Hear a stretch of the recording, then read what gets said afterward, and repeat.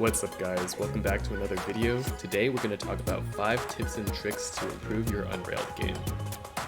Alright, so the first tip is sometimes you'll be placing track down, but they go the wrong way, and you want to fix it. Well, some people might pick the tracks up one by one and do it like this, but I'm going to teach you how to pick up multiple at the same time. So if you have them all down, just hold down the space button, and then you can just go and pick up all of them. So the next tip is about dynamite placement.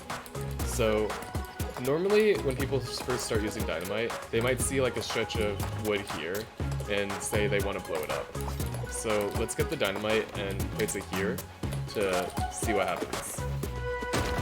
Cool. So that didn't do too much. It only destroyed these 3, which was honestly not really worth the time. Let me show you a way to place your dynamite to make it a lot more effective. Instead of just placing your dynamite just like right next to a patch of trees, what you want to do is dig into it a bit first. So let me dig this one and this one. And instead of just blowing up 3 trees, if I place it here,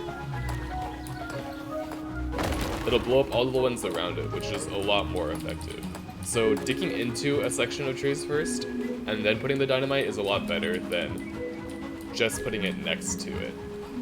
Alright, for the next tip, I want to talk about the water wagon. So by default, the water wagon is positioned right behind the engine, but we actually want to put this at the end of the train. So the game lets us refill the water on the train from either the water wagon or the engine, and having them far apart lets us have 2 different places to refill the water from. Let me show you the water trick. So here we have the water bucket, and now we can just walk up and fill it up from the end of the train. Not only can you fill up the water on the train from the water wagon, but you can fill it up from the engine as well, like this. Having 2 spots to refill the water from is super useful, especially in the later stages where your train is really long. If your water wagon and engine are right next to each other, it essentially only gives you 1 spot to refill water from. The next tip, I'll teach you how to deal with bandits more easily. So in this situation, I have some bandits, and I want to kill them, right? So then we keep attacking them like this. The problem is it's like a little bit hard to hit them, and the way to deal with them easily is like right here, where you just keep them in the corner. So if I just keep it in the corner, I could just hit it repeatedly. This is much easier than letting them loose, and then trying to hit them while they're in the open like this. Alright, so the next tip is, if at the end of the round you have extra time, you should definitely prep for the next round. But make sure you don't prep too much, because having too many tracks is sometimes bad.